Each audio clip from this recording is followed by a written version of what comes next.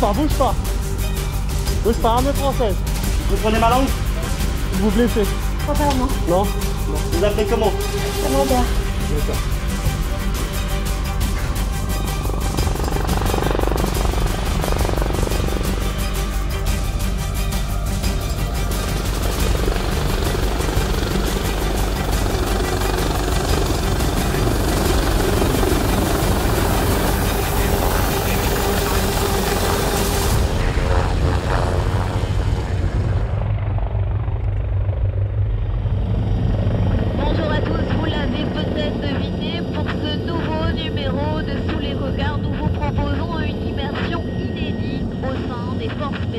De l'armée de l'air. Vous venez d'ailleurs d'assister à une extraction par RAP, la mienne, réalisée par des hommes du commando parachutiste de l'air numéro 10. Ce sont des spécialistes du contre-terrorisme et de la libération d'otages. Actuellement, nous nous trouvons dans la soute d'un caracal de l'escadron d'hélicoptères 167 Pyrénées, une autre unité spéciale qui procède actuellement à une extraction par nacelle cette fois. Cet hélicoptère va aussi nous permettre d'aller à la rencontre du colonel Landichef. Il nous présentera la composante air des forces spéciales.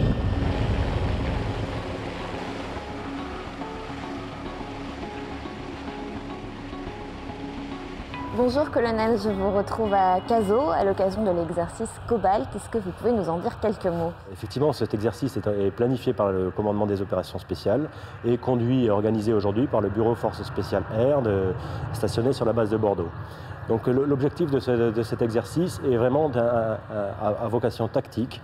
On s'attache à maintenir les compétences et les qualifications de tous les opérateurs forces spéciales de l'ensemble des trois armées. Donc nous avons aujourd'hui toutes les composantes représentées, ce qui représente un volume de 150 personnes. Que représentent justement aujourd'hui les forces spéciales air au sein du commandement des opérations spéciales? Je dirais que cette contribution des forces spéciales air est significative. On a 750 opérateurs répartis sur 3 unités et 3 unités complètement complémentaires. Nous avons dans un premier temps le CPA-10, unité commando stationnée sur la base d'Orléans, l'escadron de transport Poitou également stationné sur la base d'Orléans et depuis peu le H-Pyrénées 167 stationné sur notre base de Cazaux. Vous venez d'évoquer 3 unités spéciales, mais est-ce qu'on ne peut pas dire qu'au final toute l'armée de l'air dans son ensemble soutient les forces spéciales? L'armée de l'air contribue au succès des opérations spéciales au quotidien, effectivement. Le général commandant les opérations spéciales a coutume de dire que sans l'apport de l'escadron drone Belfort sur la bande sahélo-saharienne, par exemple, il ne peut pas conduire d'opérations spéciales. Donc il est indéniable que le succès des opérations spéciales sont partagés avec la contribution de l'armée de l'air. Nous avons également des unités partenaires, certaines clairement identifiées, de façon à armer certaines compétences au sein de nos task force et qui amènent des compétences de type système d'information de communication, d'expertise génie ou NRBC. Et enfin, nous avons des unités concurrentes qui amènent, avec leurs capacités conventionnelles, les capacités à mener les opérations spéciales, comme la 400M qui va projeter prochainement un Caracal en relève sur le Tchad. Enfin, je dirais que l'armée de l'air est une des rares armées de l'air au monde à détenir une composante complète Forces Spéciales Air, dont nous sommes particulièrement fiers. Merci, colonel, pour votre éclairage. Tout de suite, je vous invite à partir en mission avec l'escadron d'hélicoptères 167 Pyrénées, la dernière unité arrivée chez les Forces Spéciales Air.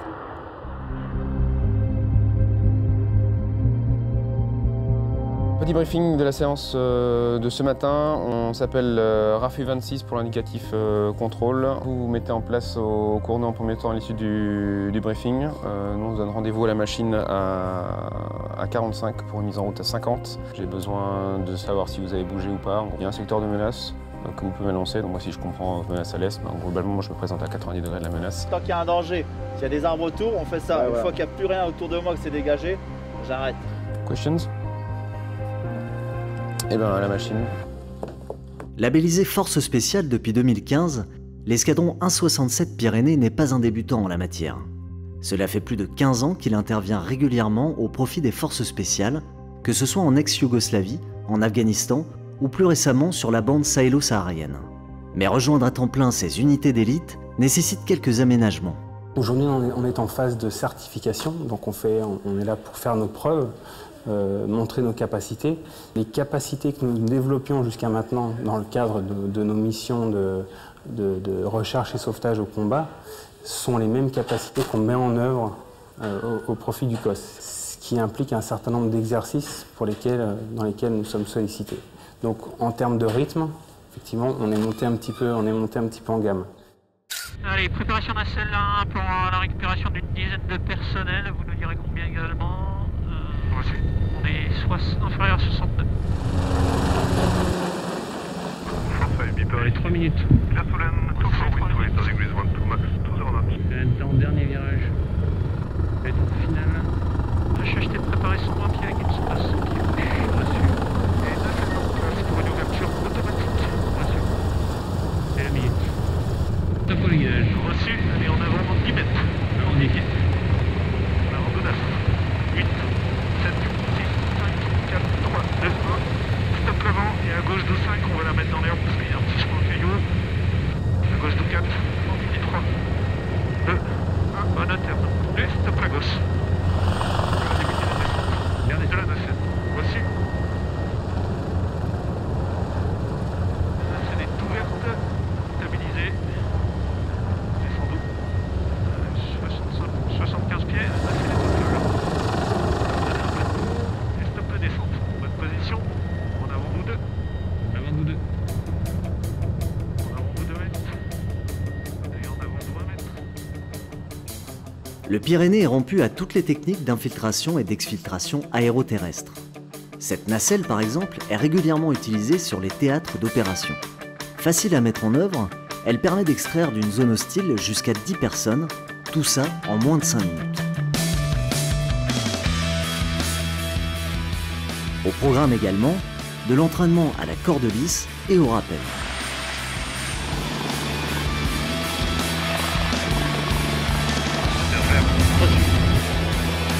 Allez, le premier en descente. Et au sol. Corde larguée. Allez, vertical par les cordes. On a encore 2 dans la chute.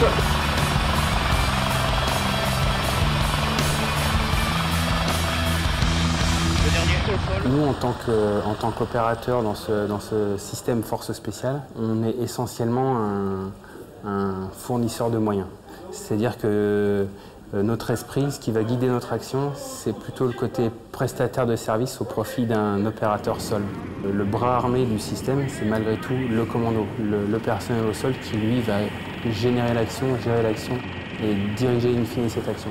Un équipage hélicoptère, il est essentiellement là pour apporter le meilleur moyen, la meilleure façon d'aborder une infiltration ou une exfiltration. Dans ce domaine-là, on a un certain nombre de capacités tactiques, offensives, qui permettent de faire de l'interception de véhicules de manière à pouvoir récupérer soit du personnel, soit du matériel de manière contrainte en cas d'une action.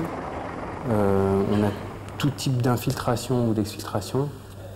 Et puis je crois que je ne vais pas pouvoir vous en dire plus pour certainement des raisons de confidentialité.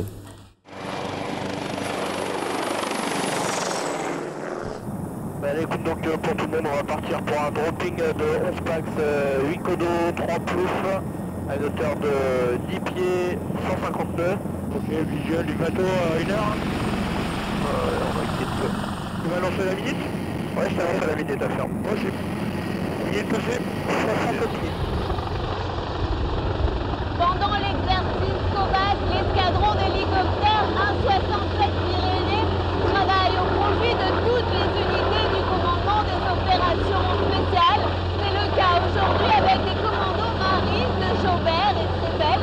Cet homme s'entraîne à sauter depuis un caracal, c'est ce qu'on appelle dropping. Ils seront ensuite récupérés par grappe et je vous laisse regarder.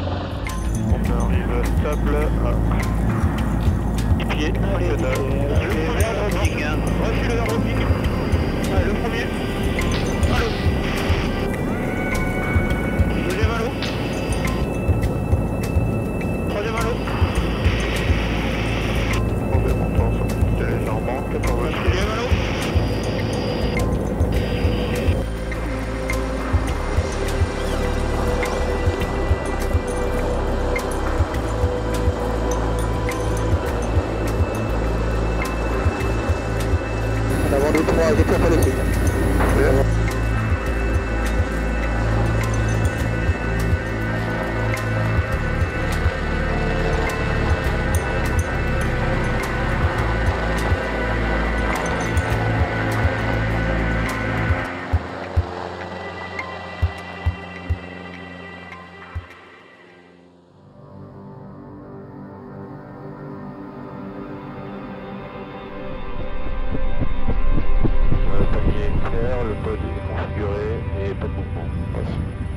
Les capacités que nous, on va être capable de, qu'on va pouvoir mettre en œuvre au sein du Pyrénées, qui sont nouvelles et qui sont très intéressantes, c'est surtout cette capacité de ravitaillement en vol. Le ravitaillement en vol est une manœuvre délicate pour les pilotes. Le MC-130J vole à vitesse minimale, à la limite du décrochage, alors que le Caracal doit atteindre sa vitesse maximale pour éviter les zones de turbulence générées par les moteurs du C-130 américain. Je peux balancer un peu. Ça, je gagnerai du temps pour la connexion. Et rime. Bancato. Juste à pousser, ça va. Le pilotage du Caracal doit être le plus précis possible pour pouvoir enquiller la perche de ravitaillement dans un panier d'à peine 80 cm de diamètre. De nuit, la manœuvre est encore plus périlleuse et complexe. Depuis 2015, la France est l'une des rares nations avec les États-Unis à maîtriser cette capacité qui offre de nouvelles perspectives sur les théâtres d'opération. On peut s'affranchir de contraintes d'espace, de contraintes de temps, de contraintes de relief. On n'a plus d'empreinte au sol, on est capable d'inverser, d'avoir une réversibilité dans le cadre tactique ou dans le cadre stratégique. Véritablement le Caracal qui a permis d'amener ça au sein des opérations spéciales. Le Caracal sera prochainement doté de mitrailleuses et de canons de 20 mm, indispensables pour les tirs d'appui. Ce nouvel emport d'armement offensif permettra à l'appareil de ne plus être assisté sur les zones de combat par des hélicoptères dits d'attaque. Cette nouvelle compétence, couplée au ravitaillement en vol, assure à l'escadron d'évoluer toujours plus en profondeur et de façon autonome sur les théâtres d'opération.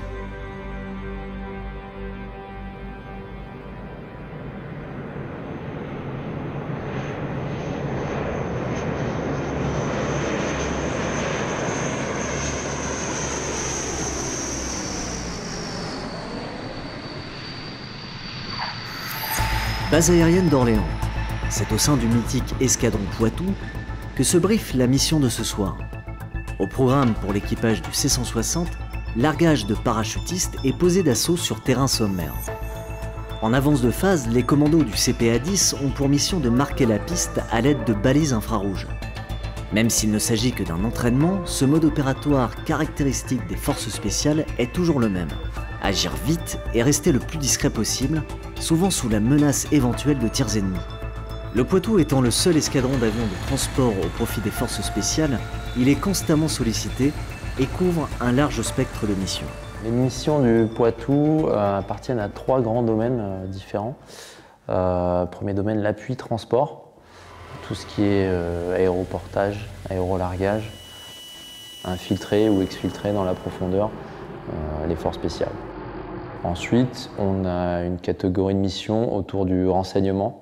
On a une capacité à observer, à guider, à transmettre des ordres sur la zone d'action, en cours d'action. Et à l'avenir, on envisage aussi d'avoir la capacité appui-feu, pareil pour les forces spéciales, à partir de nos C-130. La recherche et le développement de nouvelles technologies fait également partie des missions du Poitou. Pour répondre aux besoins spécifiques des opérations spéciales, l'escadron peut concevoir du matériel, comme ce fut le cas pour ce véhicule tactique d'avitaillement, véritable camion-citerne miniaturisé, qui permet de distribuer du carburant en hot refueling, c'est-à-dire moteur tournant, en toute discrétion et en un temps record.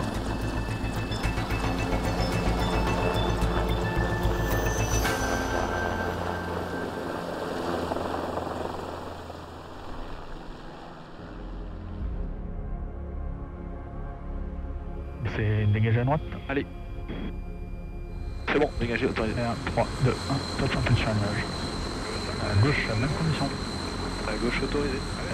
3, 2, 1, top impulsion à nuage. Allez, 10 pour tout le monde. CQ gauche, droite. À droite. Assurez le frein de proxime. Un départ libre. En décollage. En décollage, robinet vite fermé, vers l'avant, vidange des places. Envisagé. Sécurité contre le train, enlever la pompe de mesure automatique, configuration carburant, tous les robinets sont ouverts, sauf un certain droit. Les pompes sur marche ne suivent pas au quantité minime dans les baies sans dissymétrie. La pression carburant est vérifiée, trim carburant 50 affiché les aérofreins. 26 autorisé, décollage 25, le vent 340, 12, 17 nœuds. Stop décollage pleine puissance. Vous terminez. Rotation. Allez, positif. De l'abstention. Fin.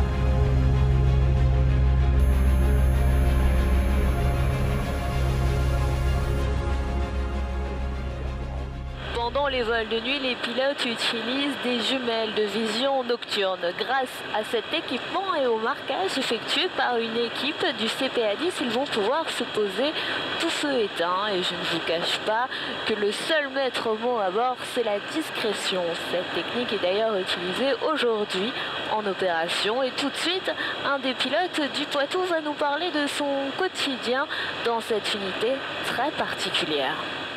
Comment entre-t-on au Poitou? Est-ce qu'il y a des critères de sélection, des tests, des entretiens? Tout à fait, il faut d'abord être identifié par ses chefs en escadron conventionnel pour présenter les tests. Une fois qu'on a répondu à la candidature spontanée, eh bien, on est envoyé à Tours pendant 2 jours. La première journée est orientée tests psychotechniques. Ce sont des tests devant ordinateur et des tests qu'on a passés en sélection pilote basique. Et ensuite, il y a une deuxième journée qui est consacrée à l'entretien avec les psychologues et à l'entretien de groupe et avec des pilotes. Et ça dure environ 1 journée et demie, 2 jours en fonction des groupes à présenter. Et à l'issue, les dossiers sont classés et on est reparti pour une autre sélection auquel on ne participe pas, qui est un classement basique des dossiers en fonction des résultats. Et on est appelé plusieurs mois après ou pas pour intégrer l'escadron. Est-ce qu'on peut dire qu'il y a un pilotage spécifique aux unités des forces spéciales et donc au Poitou? On a des procédures particulières, donc forcément on s'adapte sur ce qu'on doit faire. On travaille sur des pistes courtes et très près du sol, donc forcément c'est différent de ce qu'on faisait avant conventionnel.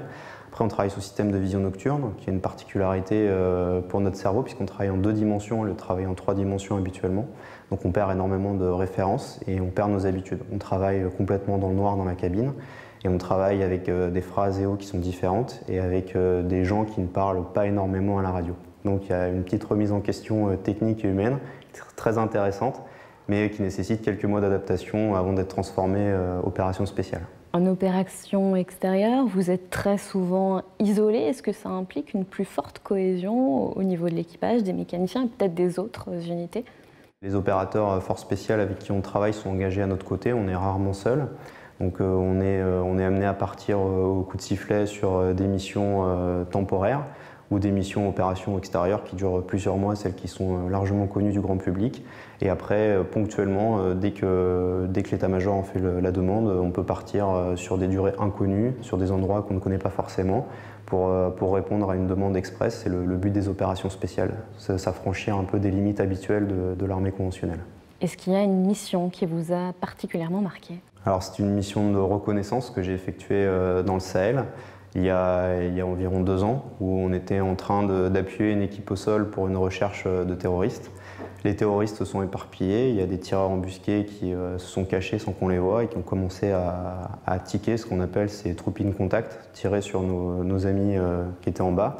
Et donc on a passé une grosse partie de la nuit, de 2 h du matin à 7 h, à chercher les tireurs pour les débusquer. Et ensuite, on a eu de notre côté un peu de blessés. Donc on a dû faire l'appui des hélicoptères pour effectuer des évacuations sanitaires toujours sous le feu de l'ennemi, ce qui était très intéressant techniquement pour nous, mais extrêmement stressant, puisque c'était nos amis en bas qui étaient sous le feu. Et ça a duré à peu près 8 heures jusqu'à la fin de l'autonomie de l'avion, et ce qui sonnait la fin de la mission. Une mission extrêmement intéressante humainement et techniquement. Si je vous demande 3 mots pour définir le Poitou, vous me répondez quoi? Pluralité des missions, puisqu'on n'a aucune limite sur nos capacités d'action. En fait, on s'adapte à ce que l'opérateur nous demande, et les demandes en ce moment sont extrêmement variées, puisqu'on va chercher des nouveaux domaines régulièrement. Ensuite, je dirais le service à la France, puisque c'est la raison d'être de l'armée de manière générale et des forces spéciales tout autant. Et après, je pense que c'est un travail de groupe, puisque la confiance est vraiment très importante chez nous. On se fait tous très confiance et c'est la base du métier. Que ce soit pilote, opérateur ou mécanicien, il y a un lien qui nous unit puisqu'on est, comme je vous disais tout à l'heure, en groupe assez réduit. Donc c'est ça qui est très important pour nous. Delta, tu peux relever? Vas-y, allume. Ah là, c'est bon. Ok.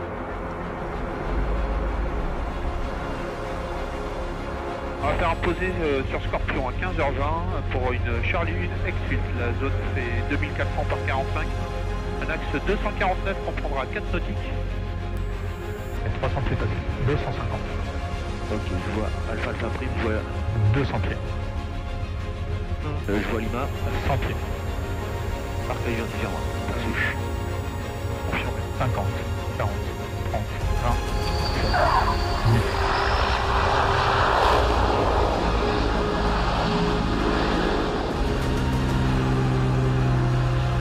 H-3 minutes. Engagés aux quatre coins du monde, les aviateurs de l'escadron sont projetés en opération environ 130 jours par an. Près de 80% des heures de vol sont consacrées au vol tactique, et sur une année, un pilote du Poitou peut comptabiliser jusqu'à 600 heures de vol.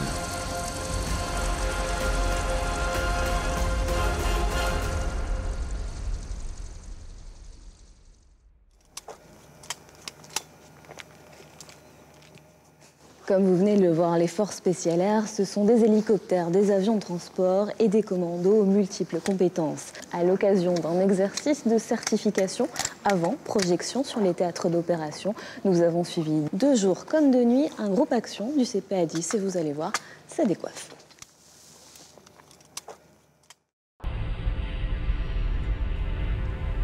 Position. Top. Ils sont 12. Ils appartiennent tous au même groupe action, la 11 Alpha, spécialisé dans le contre-terrorisme et la libération d'otages. Ces missions à haut risque suivent le même processus. Neutralisation de l'ennemi, extraction de l'otage, le tout en un temps record et souvent de nuit. Pivot, tir, changement de chargeur, tir, je reviens en position. Chaque séance d'entraînement doit tendre vers la perfection, c'est-à-dire précision du tir et rapidité du geste. Bouge encore. En plus de ce savoir-faire commando, le CPA 10 apporte toute son expertise aux forces spéciales dans le domaine de la 3e dimension. Le CPA 10 est spécialisé dans la bonne intégration des effets de l'arme aérienne au profit des opérations spéciales. La montée en puissance du CPA 10, notamment dans toute la chaîne qu'on appelle de l'Airline Integration, donc de l'ALI, date du début du conflit en Afghanistan. Ça fait une quinzaine d'années que le CPA 10 a vraiment réalisé des savoir-faire très particuliers dans le domaine de l'appui à la manœuvre aérienne au profit des opérations spéciales. Right 03. Low quarter 3 is ready. So we have contact on chef de ligne. We are not equipped. Le tandem opérateur au sol pilote en vol est devenu omniprésent dans les conflits actuels. Il se distingue dans 2 domaines particuliers. Tout d'abord, l'observation et la destruction de sites par l'arme aérienne. Dans chaque groupe action, un opérateur est spécialisé dans la désignation de cibles pour les avions de chasse. Ce Forward Air Controller ou contrôleur aérien avancé communique directement avec l'équipage en vol par radio ou par liaison 16 via une tablette numérique. On va pouvoir recevoir par le commando au sol un point via la L16 dans notre système. On va pouvoir rallier rapidement notre capteur dessus et délivrer éventuellement de l'armement. Ça va être réduire l'éventualité de tir fratricide, puisque via les remontées L16, je vais pouvoir voir dans mon système la position des troupes ennemies. Autre spécialité du CPA 10, le renseignement, la saisie et l'expertise du domaine aéroportuaire. En 2013 au Mali, la reprise de l'aéroport de Gao par les groupes actions du CPA 10 fut déterminante pour l'accueil des forces conventionnelles et leur progression au nord du pays.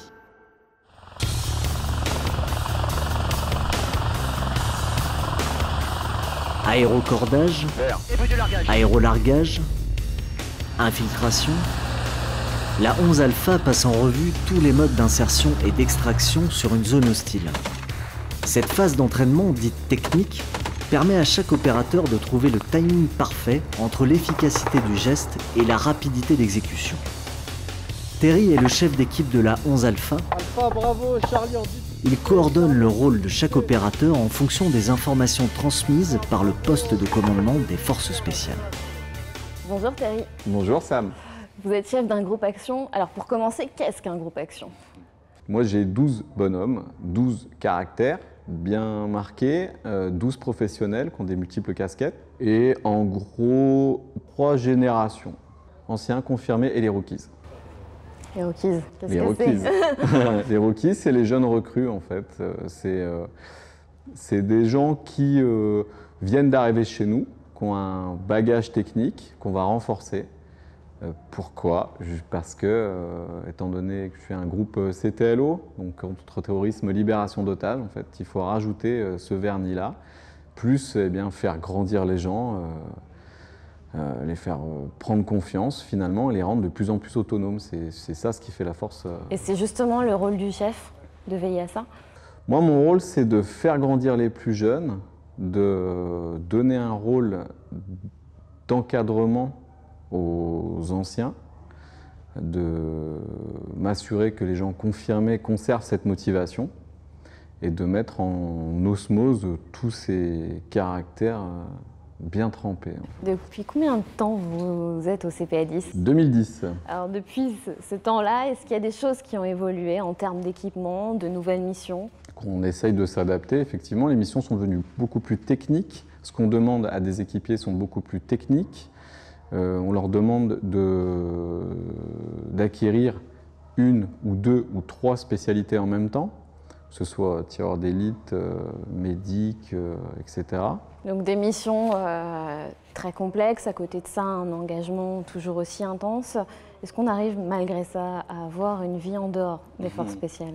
On a tous une famille, on en prend tous soin et au contraire, moi ce qui m'intéresse dans mon équipe, c'est d'avoir des gens équilibrés et des gens qui considèrent leur boulot comme une passion, mais leur famille comme un point de référence vital.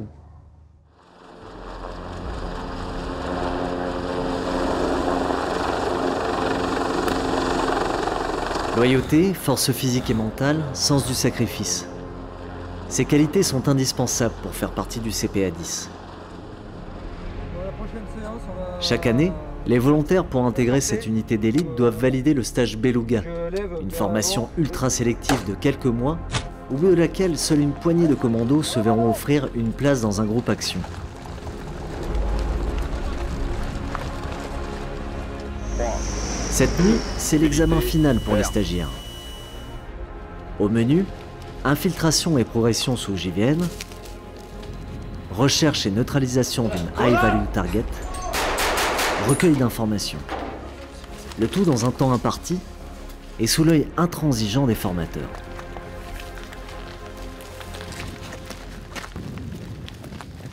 C'est avec une certaine fierté que l'encadrement Beluga se joint à moi, avec une pensée particulière pour Barry, Nitro et Gaston, pour officiellement mettre fin à votre formation de commando force spéciale et vous féliciter pour votre réussite.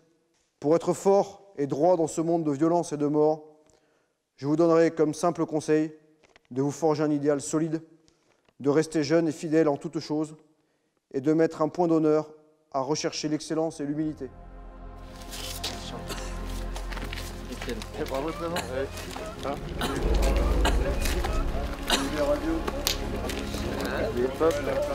Le Beluga, c'est une étape. Qu'est-ce qui vous attend après? Après, ça va être l'affectation en groupe action. Donc là, encore une fois, une remise en question et puis pouvoir s'adapter au sein du groupe et répondre aux exigences du groupe en termes de mission. Et vous, en tant que formateur, est-ce que vous avez une philosophie d'apprentissage particulière? Comment vous les encadrez pendant ces 4 mois et demi? Avec énormément d'exigences, parce que les opérations ne leur laissent pas le choix. La plupart d'entre eux vont sortir du stage et 2-3 mois après partiront peut-être dans des opérations spéciales sur des théâtres très périlleux. Donc on n'a pas le choix, et je leur répète sans arrêt. Si j'estime qu'il y en a un qui ne fait pas l'affaire, il sera de facto évincé parce qu'on joue avec sa vie après. Voilà. Plus que jamais, les forces spéciales air sont impliquées dans la lutte contre le terrorisme. La superficie des théâtres d'opération et la nature des missions impliquent une coopération indispensable avec les forces conventionnelles. Les modules d'appui aux opérations spéciales apportent tout leur savoir-faire dans les domaines des transmissions, expertise des chaussées aéronautiques ou déploiement de campements avancés. Les unités référentes, comme l'escadron 133 Belfort, réalisent quotidiennement des missions de surveillance et de renseignement au profit des opérateurs forces spéciales au sol. C'est sur ces très belles images que je vous quitte. Merci de nous avoir suivis et puis bien sûr, rendez-vous très vite pour un nouveau numéro de Sous les Cocardes.